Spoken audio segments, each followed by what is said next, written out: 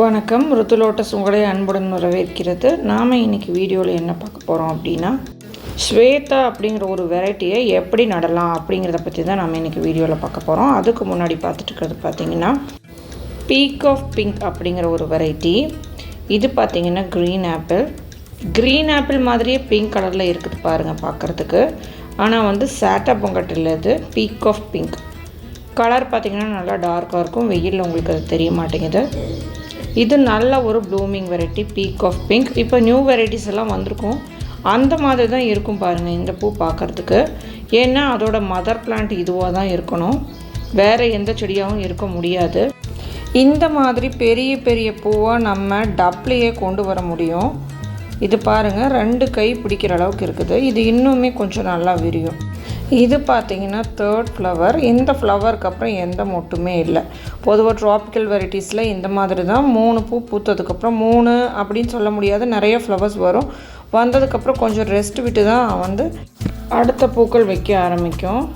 இந்த செடியை பூத்ததுக்கப்புறம் எப்படி மெயின்டைன் பண்ணணும்னு அடுத்த வீடியோவில் பார்க்கலாம். அதுக்கப்புறம் நீங்கள் பார்த்துட்டு இருக்கிறது பார்த்திங்கன்னா அகிலா அப்படிங்கிற ஒரு வெரைட்டி தான். இதோட மொட்டு பாருங்கள் எப்படி இருக்குதுன்னு. இருக்கிறதுலையே பெஸ்ட்டு, ரொம்ப அழகான மொட்டு உள்ள ஒரே ஒரு வெரைட்டி அகிலா தான். பாருங்கள் இது ஷார்ப்பாக இருக்கும் மேலே. இது கையை குத்துற அளவுக்கெல்லாம் இருக்காது. அந்த இலையை அப்படியே ஹோல் போட்டுட்டு மேலே வந்துடும், அந்த அளவுக்கு இருக்கும். இது இலையை கிழிச்சு எடுக்கிற அளவுக்கு தான் ஷார்ப்னஸ் இருக்கும், குத்துற அளவுக்கெல்லாம் வராது. பார்க்குறக்கே ரொம்ப அழகாக இருக்குங்க. மொட்டு இருக்கும்போது செடியில் பார்க்குறக்கு ரொம்பவுமே சூப்பராக இருக்குது. அடுத்ததாக பார்க்குறது பார்த்திங்கன்னா ஃப்ரிட்ஜ் பாக்ஸ் தான். நான் இதை ரீபாட் பண்ணிவிட்டேன். க்ரீன் ஆப்பிள் ஒரு டியூபர் கூட இல்லை, ஒரே ஒரு ரன்னர் மட்டும்தான் இருந்தது. தண்ணியெல்லாம் தெளியட்டும், அந்த ரன்னர் நான் உங்களுக்கு காமிக்கிறேன். இதில் பார்த்திங்கன்னா கப்பீஸ் வச்சுருக்கேன். ஃப்ரிட்ஜ் பாக்ஸ், பேரல்ஸ், டேங்க்ஸில் கப்பீஸ் போட்டுக்கலாம். டப்பில் நீங்கள் வேறு மீன் தான் போட்டுக்கணும், கப்பீஸ் போடக்கூடாது. போட்டிங்க அப்படின்னா கப்பீஸ் தாங்காது, வெயிலுக்கு செத்து போயிடும். கோய் ஃபிஷ் கூட நீங்கள் ஃப்ரிட்ஜ் பாக்ஸில் விட்டுக்கலாம். அடுத்ததாக பார்க்குறது பார்த்திங்கன்னா எல்லோ பியோனியில் பாருங்கள், அந்த டியூபரில் இருந்த மொட்டுக்கள் எல்லாம் விரிய ஆரம்பிச்சிருக்கு. இனிச்செடி தளைஞ்சதுக்கப்புறம் தான் புதிய புதிய மொட்டுக்கள் பெருசாக நமக்கு கிடைக்கும். அதுக்கப்புறம் பார்த்துட்டு இருக்கிறது பார்த்திங்கன்னா அஃபெக்ஷன் 16 பாருங்கள். இது தொட்டி நிறைய பூக்கள் இருந்துக்கிட்டே இருக்குது. இப்போ கூட பாருங்கள் ஒரு 4 ஃப்ளவர் இருக்குது. நான் டெய்லி எடுத்துக்கிட்டே இருக்கேன். இதில் ஒரு 20 ஃப்ளவர்ஸ்க்கு மேலே எடுத்தாச்சு. இனி கொஞ்சம் ரெஸ்ட் எடுத்துகிட்டு மொட்டுக்கள் வைக்கும் அப்படின்னு தான் நான் நினச்சேன். ஆனால் மொட்டுக்கள் கண்டினியூவாக இதில் இருக்குது. பூ குறைஞ்சதுக்கப்புறம் எப்படி மெயின்டைன் பண்ணலாம் இந்த டப்பை அப்படிங்கிறதையும் அடுத்த வீடியோவில் நான் உங்களுக்கு கொடுக்குறேன். அஃபெக்ஷன் 16 அமெரிக் கமீலியா மாதிரியே நமக்கு ஃப்ளவர்ஸ் கொடுக்கக்கூடிய ஒரு வெரைட்டி. அடுத்ததாக பார்த்துட்டு இருக்கிறது பார்த்திங்கன்னா ஐஸ்வர்யாவோட மொட்டு பாருங்கள். அகிலா மாதிரி இருந்தாலும் இதழோட கார்னரில் அந்த பிங்க் கலர் ஐஸ்வர்யாவில் வராது. இதுதான் பாருங்கள் டேங்க்கு. இந்த டேங்க்கில் தான் நம்ம ஸ்வேதா அப்படிங்கிற வெரைட்டியை போட போகிறோம். இது பார்த்திங்கன்னா என்கிட்ட இருக்கிறதுலே இது டேங்க் கொஞ்சம் பெருசாக இருக்குது. ஸ்வேதாக்கு அப்படி தான் இருக்கணும். இந்த இடத்துல தான் க்ளீன் பண்ணிவிட்டு இன்னும் கொஞ்சம் பார்த்திங்கன்னா கார்டன் எக்ஸ்டெண்ட் பண்ண போகிறோம். அதுக்காக தான் க்ளீன் பண்ணிகிட்ருக்கேன். பாருங்கள் இந்த இடத்துல ஒரு பெரிய முல்லைப்பூ செடி இருக்குது. இதில் ஒரு 2 முழம் டெய்லியும் பூக்கள் கொடுத்துக்கிட்டு இருக்குது. இந்த இடத்துல தான் பார்த்திங்கன்னா ஓப்பன் ஸ்பேஸ் இருக்குது, அதனால தான் இந்த இடத்துல வைக்கிறேன். இப்போ பார்த்திங்கன்னா இது கூடயே இன்னொரு பேரலும் வச்சுருக்கேன். இதையும் 2ஐயும் தான் நாங்கள் பிளான்டிங் போட போகிறோம். இது பார்த்திங்கன்னா பச்சை சாணம் கொஞ்சம் மக்காது போட போகிறேன், அதனால் அதை அப்படியே வச்சிட போகிறேன். இதுதான் பாருங்கள் எங்களோட தோட்டத்து மண், வாய்க்காலிருந்து எடுத்த மண். இது சலிக்க வேண்டியதில்லை, தேவைப்பட்டால் சலிச்சுக்கலாம். அதிக கல் இருந்ததுன்னா. வாய்க்காலிருந்து எடுத்ததுனால இது சலிக்க வேண்டியதில்லை. இது ஃபுல்லாக அப்படியே பார்த்திங்கன்னா பாருங்கள் எப்படி இருக்குதுன்னு பாருங்கள். தூளாக மட்டுமே இருக்கும். தண்ணி ஊற்றுறோன்னா அப்படியே கரைஞ்சி போயிடும். இதுதாங்க ஸ்வேதா அப்படிங்கிற ஒரு வெரைட்டி. இதில் ஒரு ரன்னர் உள்ளே போயிட்டு நல்லா செடி தழைய ஆரம்பிச்சிருச்சு. இந்த டியூபர் பார்த்திங்கன்னா 1 வீக்கு முன்னாடியே நான் நட்டு வச்சுருக்கணும், ஆனால் என்னால் நட முடியல. அதனால் பாருங்கள் டியூபர் பாருங்கள் ஒரு மாதிரி ஆரஞ்சு கலரில் மாறிடுச்சு. அதெல்லாம் ஒன்றும் பிரச்சனை இல்லை, நம்ம எடுத்து நட்டு வச்சுக்கலாம். இதில் ஒரு 15 கிலோ அளவுக்கு மக்கிய மாட்டு சாணம் உரம் எடுத்துக்கலாம். நிறைய பேர் கரெக்டாக பிளான்ட்டிங்கே போட மாட்டேங்கிறீங்க, எதையோ கலக்கி போடுறீங்க. யாரோ ஒருத்தவங்க வீடியோ அந்த மாதிரி போட்டாங்கன்னா அதையவே வச்சு வீடியோ பார்த்திங்கன்னா ஃபஸ்ட்டு எப்படி பிளான்ட்டிங் போட்டாங்களோ ஒரு 7-8 வருஷத்துக்கு முன்னாடி அந்த மாதிரி இல்லாமல் இப்போ எல்லாமே வேறு மாதிரி போடுறீங்க. செடியே டப்புலேருந்து மேலே வர மாட்டேங்குது, அந்த மாதிரி பண்ணிடுறீங்க. அப்படியெல்லாம் பண்ணக்கூடாது. அதுக்காக தான் நான் எதுவுமே மிக்ஸ் பண்ணாமல் வெறும் உரம் மட்டும்தான் அடியில் கொடுத்துருக்கேன். இந்த மாதிரி தான் பிளான்ட்டிங் போடணும். இதுதான் ப்ராப்பர் பிளான்ட்டிங். இதில் ஒரு 15 கிலோ அளவுக்கு நல்ல மக்கிய மாட்டு சாணம் உரம் எடுத்துக்கலாம். இது டேங்க் அப்படிங்கிறதுனால இதில் வந்து நல்ல மக்குன்னு தான் எடுத்துக்கணும். சாம்பல் வேப்பம் புண்ணாக்கு கூட போடாமல் தான் இதை வந்து நான் உங்களுக்கு பிளான்டிங் போடுறேன். பாருங்கள் இதில் எப்படி பூக்கள் வருது அப்படிங்கிறத மட்டும் பாருங்கள். வீடியோவை முழுசாக பாருங்கள், எல்லா வீடியோவும் கண்டினியூவாக பாருங்கள். அப்போ தான் நான் கொடுக்குற டிப்ஸ் உங்களுக்கு புரியும். அடுத்தது பார்க்குறது பாருங்கள், ஸ்வேதா. இதிலிருந்து நான் அந்த ரன்னரை மட்டும் விட்டுட்டு கட் பண்ணி அந்த டியூபரை அப்படியே இதில் ஊனிட்டேன். மீதி இருக்கிற டியூபர்ஸை நான் எடுத்துக்கிட்டேன். ஸ்வேதா அப்படிங்கிறது பார்த்திங்கன்னா 1000 இதழ் தாமரை வகையை சேர்ந்தது தான் ஸ்வேதா. அதனால் வந்து க்ரீன் ஆப்பிள் மாதிரியே பெரிய பூக்களாக வரும். அது பாருங்கள், இதுதான் டியூபர்ஸ். இது 4 டியூபர்ஸ் இருந்தது, நான் கட் பண்ணி சேல் கொடுத்துருக்கலாம். இருந்தாலும் நான் அந்த ஃப்ளவர் வந்து பிக்சர் எடுக்காமல் விட்டுட்டேன். ஸோ வந்து நான் ஃபஸ்ட்டு பிளான்டிங் கொடுத்துக்கிறேன். நல்ல பூக்கள், பெரிய பெரிய பூக்கள் வந்ததுக்கு அப்புறமா சேலுக்கு கொடுத்துக்கலான்ட்டு நான் சேலுக்கே கொடுக்கல. இதை நம்ம இப்படியே நட்டு வச்சு தண்ணி ஊற்றிக்கலாம். இருந்தாலும் பார்த்திங்கன்னா நல்லா வந்து அந்த மண்ணை குழச்சி விட்டுட்டோம் அப்படின்னா ரொம்பவுமே நல்லா தழைஞ்சி வரும். ஸோ ஃபஸ்ட் டைம் போடும்போது சம்டைம்ஸ் வந்து மண் வந்து உங்களுக்கு பிடிக்க ஆரம்பிச்சிடும். ஸோ அதனால் நல்லா குழச்சி விட்டுக்கலாம்.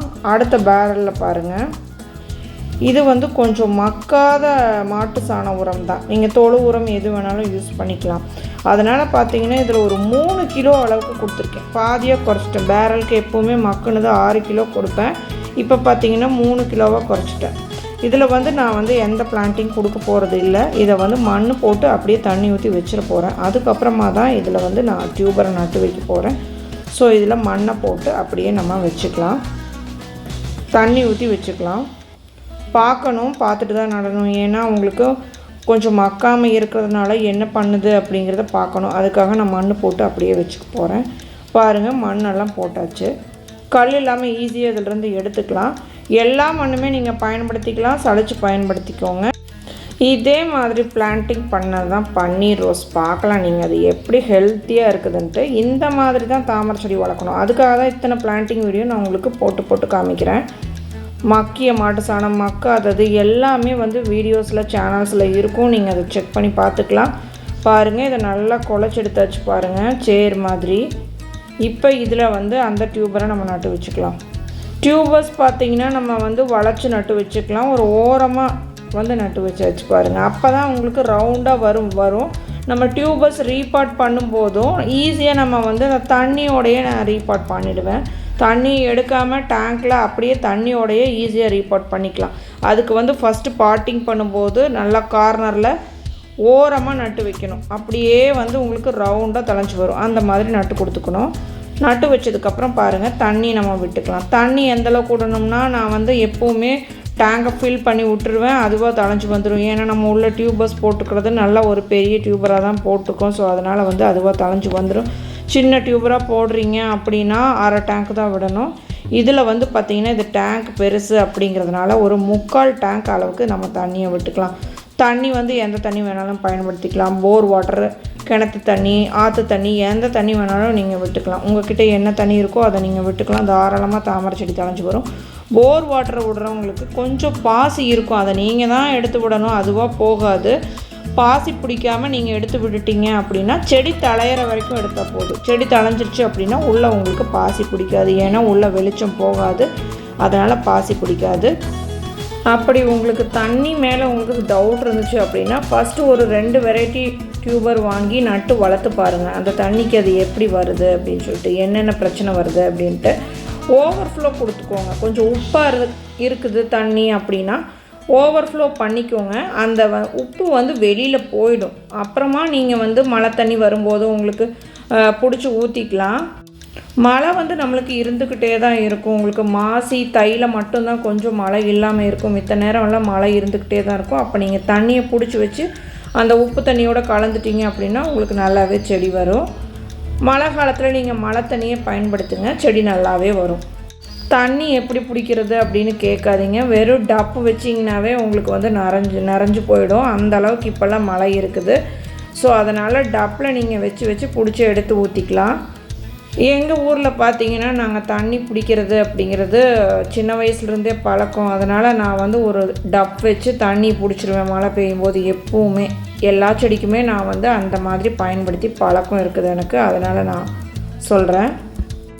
எங்களோட போர் வாட்டர் பார்த்திங்கன்னா திருப்பூரில் உப்பாக தான் இருக்கும். அந்த உப்பு தண்ணி பயன்படுத்தி தான் நான் முன்னாடி உங்களுக்கு காமிச்சேன் இல்லைங்களா, பீக் ஆஃப் பிங்க் அப்படிங்கிற வெரைட்டி. அந்த செடி ஃபுல்லாக உப்பு தண்ணியில் தான் வந்திருக்கு. ஏன்னா மழையே இல்லை, இப்போது நல்லா வெயில் அடிச்சுக்கிட்டு இருக்குது. க்ளவுட் இருந்தாலும் அந்த அளவுக்கு மழை இல்லை, தண்ணி பிடிச்சி வைக்கிற அளவுக்கு மழை இல்லை. மழை வரும்போது கண்டிப்பாக நான் மழை தண்ணி ஊற்றி கொடுத்துருவேன். மழை காலத்தில் பெருசாக நம்ம தண்ணி தொட்டிக்கு விடுற மாதிரி இருக்காது. ஏன்னா அவங்களுக்கு மழை பெஞ்சா அதுவே ஓவர்ஃப்ளோ ஆகி போயிட்டுருக்கும். அதனால் பிரச்சனை இருக்காது. செடி நல்லாவே தழைஞ்சி வரும். நிறையா பூக்களும் மழை காலத்தில் நமக்கு கிடைக்கும். ஏன்னா நம்மளோட கிளைமேட் அந்த மாதிரி. தண்ணி பார்த்து விடணும். நம்ம அந்த செடி மேலே விட்டுறக்கூடாது, தள்ளி தான் விடணும். டப்பே நகர்ந்து போகுது பாருங்கள், மாற்றி விட்டுக்கணும். அது மேலே போய் முட்டுச்சு அப்படின்னா கண்டிப்பாக டேமேஜ் ஆகும். ஸோ தண்ணி விடும்போது பார்த்து விட்டுக்கோங்க. டியூபரை தூக்காத அளவுக்கு விட்டுக்கோங்க. அதுக்கப்புறம் பாருங்கள், கொஞ்சம் கப்பீஸ் மட்டும் விட்டுக்கலாம். இது வைல்டு கப்பீஸ், அது கிணத்து மீனுங்க. நம்ம நார்மலாக கடையில் வாங்குகிற கப்பீஸ் கிடையாது. இந்த மீனை விட்டுட்டு அதுக்கப்புறம் நம்ம மேலே அசோலா போட்டு கொடுத்துக்கலாம். அசோலா இல்லை அப்படின்னா இங்கே கொக்கெல்லாம் நிறைய வருங்க, மீனை பிடிச்சிட்டு போயிடும். நீர்வாத்து, கிங்ஃபிஷர் அந்த மாதிரி நிறைய பறவைகள் இருக்குங்க, மீனை பிடிச்சிட்டு போயிடும். எங்கள் கார்டனில் பார்த்தீங்கன்னா காலையில் நிறைய கொக்கு இருக்கும். எதுக்கு அப்படின்னா அந்த மீனை பிடிக்கிறதுக்காக மட்டும்தான். அதனால் செடி தழையிற வரைக்கும் கண்டிப்பாக டக்வீடு பயன்படுத்தணும். இந்த அளவுக்கு மீன் விட்டாவே போதுங்க, நிறைய உற்பத்தி ஆகிடும். நல்லா கலராகவும் இருக்கும் இந்த மீன். 15 நாளுக்கு ஒருக்கா உரம் கொடுக்கணும் அப்படின்னு எல்லாம் ஒன்றும் தேவையில்லைங்க. 1 இயருக்கு ஒருக்கா கொடுத்தாவே போதும். டப்பாக இருந்தால் 6 மாதத்துக்கு ஒருக்கா கொடுத்தாவே போதும். இதே மாதிரி நம்ம தாமரை செடி நட்டாவே போதுங்க, நல்லாவே தழைஞ்சி வரும். கெமிக்கல் அதுவும் இதுவும் எதுவும் கலக்க தேவையே இல்லை, நல்லாவே தழைஞ்சி வரும். பாருங்கள், இயற்கையான முறையில் வளர்க்கும் போது தான் நமக்கு நல்ல பூக்கள் கிடைக்கும். இதே மாதிரி போட்ட தமோ டேங்கை நம்ம பார்க்கலாம். பாருங்கள், இதில் ஒரு பூ வந்திருக்கு. காற்றுக்கு பார்த்தீங்கன்னா கலரும் கம்மியாயிருச்சு, பூவையும் தள்ளிருச்சு. இது 5th ஃப்ளவரு. இதை ஓப்பன் பண்ணி காமிக்கிறேன் பாருங்கள். இன்னுமே உரம் நம்ம நிறைய கொடுத்தோம் அப்படின்னா இதில் விட பெரிய பூவாக வரும். எனக்கு வந்திருக்கு. நான் இந்த டேங்க்குக்கு உரம் கொடுத்து ஒரு 1 இயருக்கு மேலே ஆயிடுச்சு. நான் அப்படியே விட்டுட்டேன், என்னால் கொடுக்க முடியல.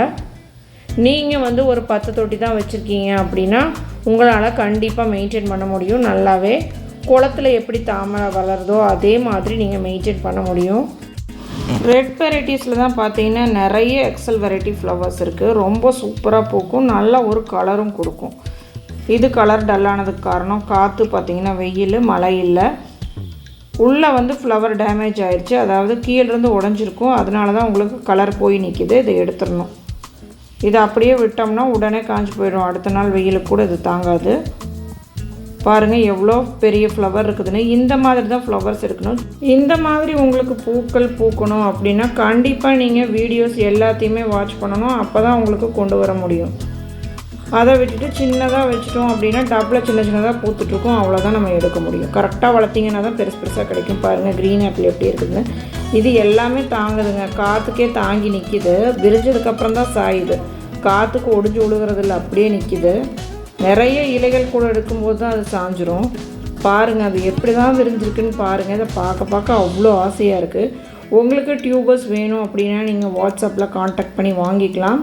நீங்களும் இதே மாதிரி வளர்த்து பூக்கள் எடுக்கணும். அதுக்காகவே இந்த வீடியோஸ் முழுசாக பாருங்கள். அப்போ தான் உங்களால் பூக்கள் கொண்டு வர முடியும். இன்றைக்கி வீடியோ அவ்வளோதான். நன்றிங்க.